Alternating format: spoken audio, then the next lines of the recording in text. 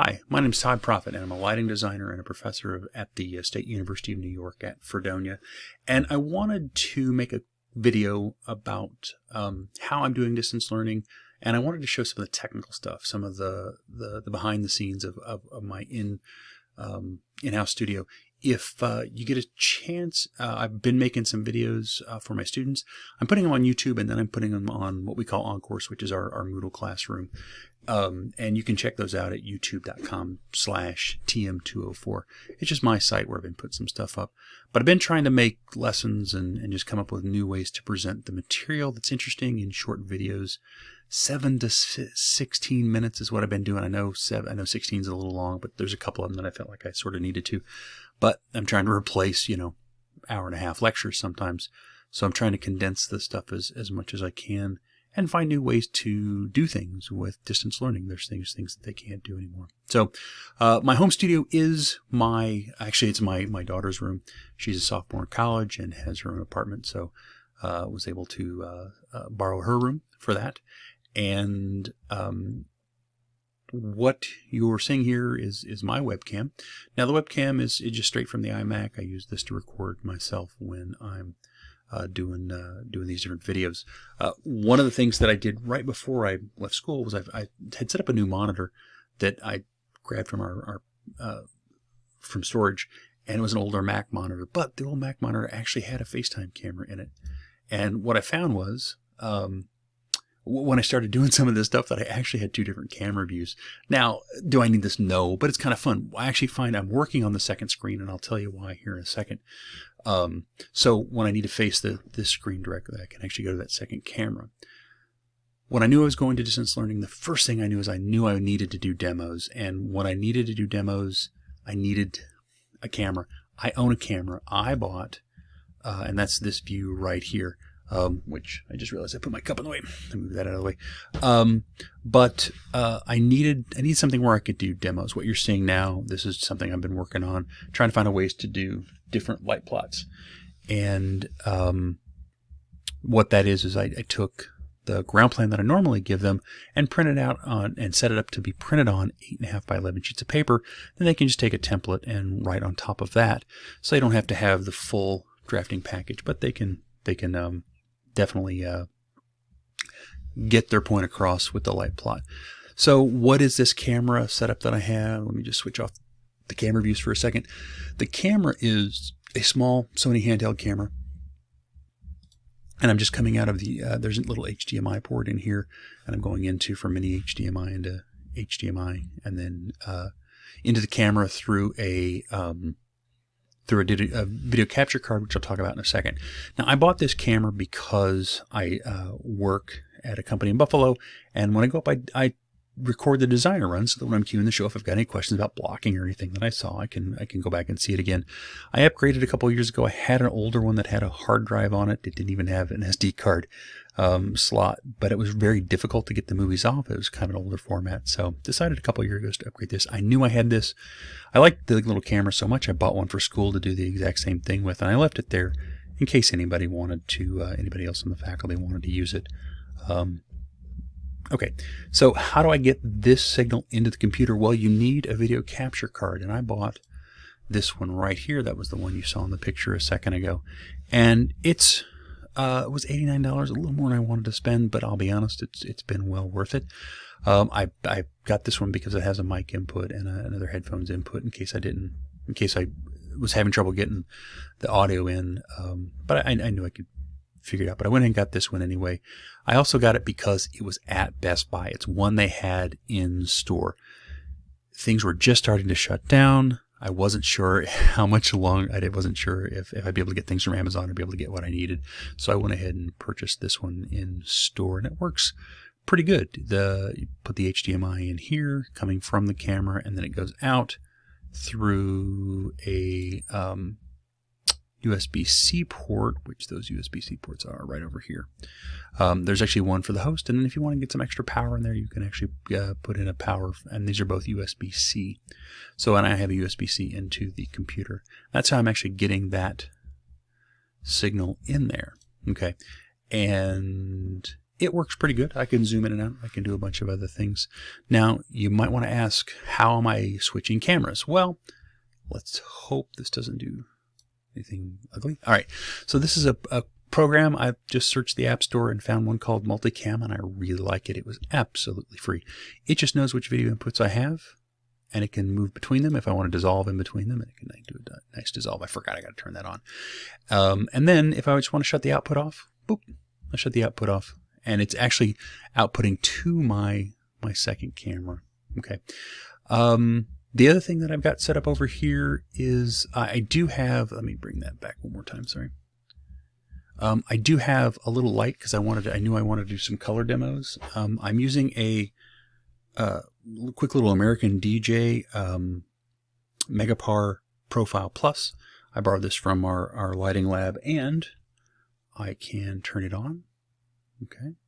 Now it's going to do crazy things because I've got a lot of light on right now. But I wanted to do a color demo, so I made sure that I brought that with me. So there's just red, you know, there's just green. So if you want to know how I'm actually controlling it, this is DMX Cat, which is from City Theatrical. This is something we got at school to troubleshoot DMX. Man, it has been a godsend. But you can actually put a profile on there and run a full moving light, or I think maybe even more. But yeah, this is a great little testing app, and it's working perfect for what I'm doing here. Okay, just to let me show you what that setup is. Let me shut this off for a second and go over to my preview files because I got some pictures for you. Okay, just to show you what it is, there's my little American DJ, and then there's the DMX Cat right there. A little closer view of everything. The DMX Cat's just hooked to my phone Bluetooth. Now I also have now I've just got a simple little table sitting right there that camera is shooting at. That's just a quick screenshot, and then there's a better picture if you want to see the video capture card. That's just, I just wanted to set it there so you can see what it looked like. Okay, so that's how I'm doing my cameras. That's how I'm doing my basic setup. The next thing I want to talk about is how am I actually recording this? Well, I'm using a program called Screencast-O-Matic. This is a program I've been working with, man, probably 4 or 5 years. I don't know when I discovered it, but well, at least version 1. It's a fairly inexpensive product. It was even cheaper before. For free, you can record up to 5 minutes of a video, which most of my videos, some of my videos can actually use for 5 minutes. So you get 5 minutes for free, or if you want more than that, you gotta pay for it. And I'm gonna click on pricing because I don't remember what the pricing is right off the top of my head. The monthly plan is $1.65 a month, or Premiere is $4 a year. I'm only using the deluxe version right now. I haven't gone Premiere yet. Thinking about it, but I haven't gone Premiere yet. Matter of fact, when I went to sign up, when I knew I needed to do this, I'm like, oh, let me log on to Screencast. I got to pay for it again. And I log on and said, I actually paid for it last year, and I paid for 2 years. So I was already paid up for a while. I'm very glad I did that. I think I paid like $30 for the 2 years. So it worked out really well. So Screencast-O-Matic is, it is recording. It's got like, there's just like a box on my computer that, let me just show you what this looks like. So what you do on Screencast-O-Matic is you choose the window of what you're actually going to, do. Let's see, what is that? That's just, oh, that's something else. You choose the window that you want to record. You can choose one screen or another screen. You can choose to turn the webcam on or off. I like to have it on just to have me down there. One of my students told me the other day, I tend to talk with my hands, so I think that's good. I'm actually going to go in later, and I'm probably going to take this. I can edit this video. You're going to see me bigger than what I see myself right now, but you can actually move the webcam around in the middle of the video after it's done recording. So Screencast-O-Matic works really well. You can choose that. You can then choose, you can also choose what audio device you're going to use. Now, I did the ultimate mistake with tech. If it's working, don't fix it. Don't upgrade it. Oh, about 2 minutes before I went to record this video, I decided, oh, hey, Todd, you know what would be awesome? You should, oh, look, I found there's an upgrade. Let me do an upgrade. It was from 2.3 to 2.4. What harm could that be? Well, I spent a half an hour trying to fix an audio issue that I have. What I found was one of the new features was you can actually turn the computer audio on, and it can record the computer audio at the same time, which is really great feature.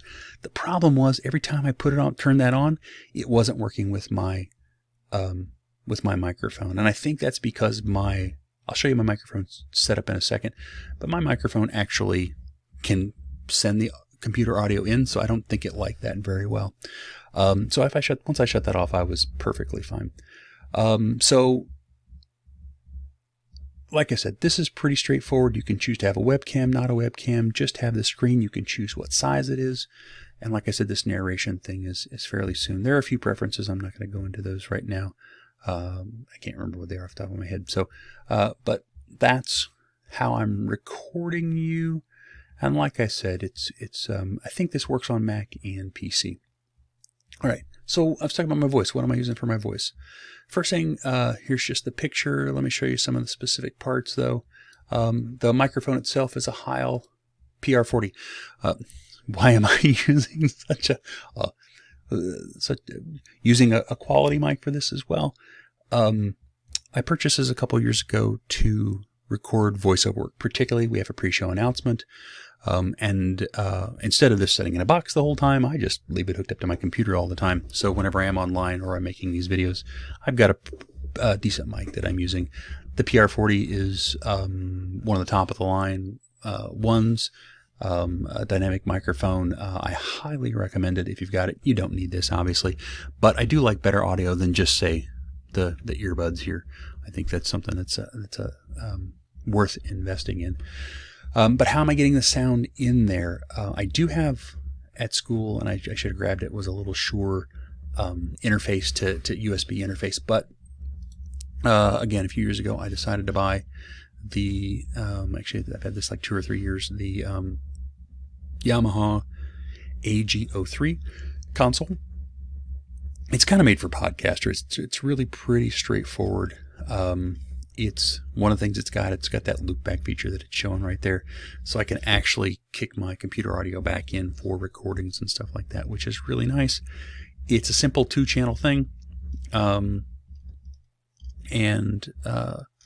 it's got some basic compression on it if I wanted to put on, which I probably should turn that on. It's a basic equalization if you want to throw that on there. And then I'm plugged into obviously headphones, so I'm listening to myself as I talk.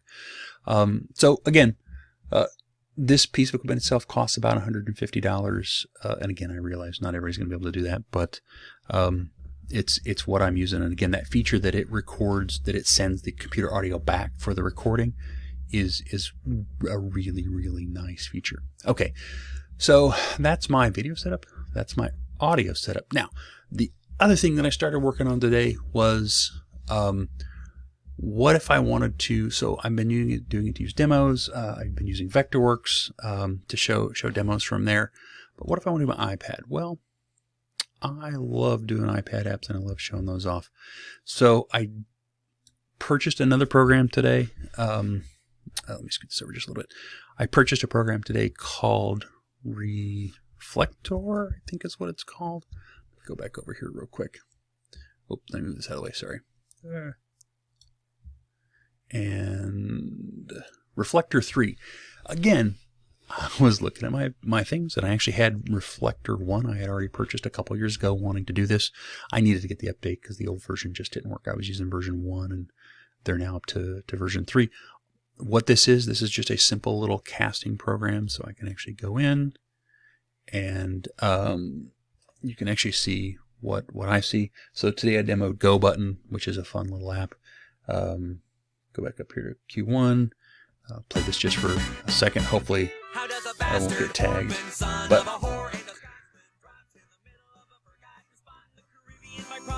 let's stop that here. All right.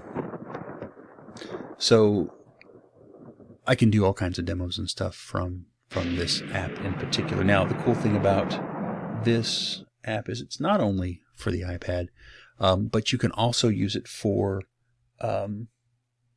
I'm going to stop mirroring real quick.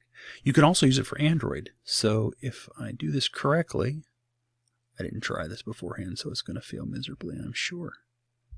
Yep. Give me 1 second here. I just got to get it up and running. I've got a little Android tablet that I got over Thanksgiving. Oh, looks like my app's going to die. So it doesn't look like I'm going to be able to show you this. But I got a little at Walmart. I got the cheapest Android tablet that you could possibly get. But Reflector does do Google Cast as well, not Google, Chromecast as well. So I can actually Chromecast to that if I want to show demos for Android. Yep, I keep trying. It's just not going to work. All right, so that's how I'm doing those demos. Let's see. I think that's all I wanted to show you, but hopefully you guys can use this. If you have any questions, please just let me know. Thank you so much.